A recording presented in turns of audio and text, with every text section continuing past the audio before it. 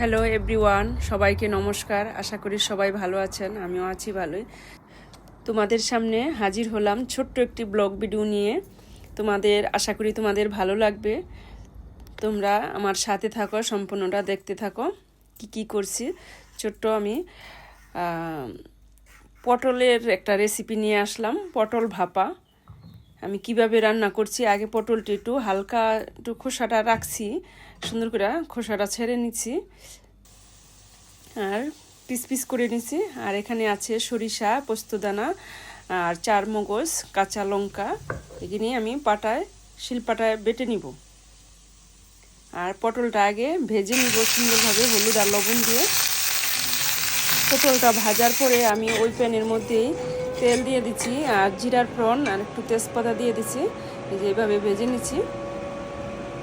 ভাজার পরে এখানে আছে জিরা, ধনিয়া আর হলুদ, কাঁচামরিচ। এটাকে একটু গোলায় নিলাম জল দিয়ে। গোলানোর পরে এখন আমি তেলের মধ্যে দিয়ে দিলাম। এখন ভালোভাবে একটুখানি করে নিলাম, কষায় নিলাম। কষানোর পরে এই দেখো ভালোভাবে মশলাটা কষানোর পরে এই ভাজা পটলটা দিয়ে দিলাম। এখন ভালোভাবে আরেকটু পটলের সাথে আর এই মশলাটার সাথে ভালোভাবে ভেজে নিব, কষায় নিব যাকে বলে। ভালোভাবে যে কষানোর পরে আমি দিয়ে দিলাম সরিষা বাটাটা। এখন এই সরিষা বাটাটা দিয়ে আবার একটুখানি ভালোভাবে কষায় নিব আরেকটু। এই সরিষা বাটাটা দেওয়ার পরে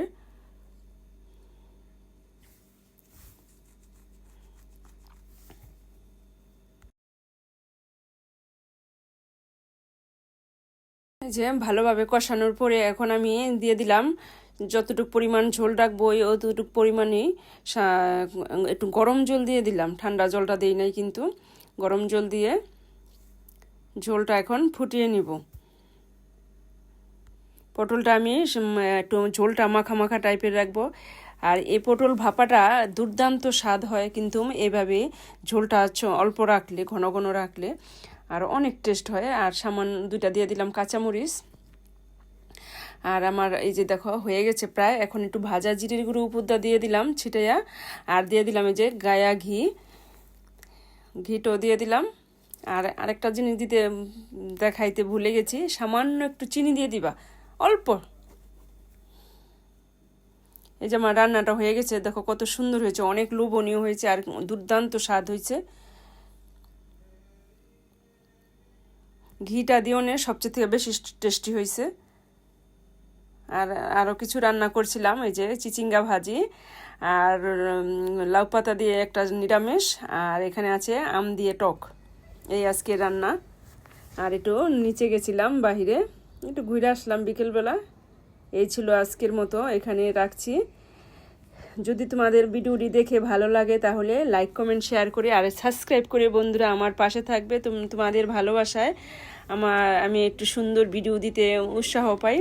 আর দেখো এই যে আমার বাসার পিছনে এই ছোট্ট একটা জলাশয়, এখানে এই যে দেখো শাপলা গাছটি সুন্দর হইতাছে। কিছুদিন পরে আবার শাপলা ফুটবো, তোমাদের দেখাবো, সাথে থাইকো। সবার প্রতি ভালোবাসা রইল। ধন্যবাদ সবাইকে।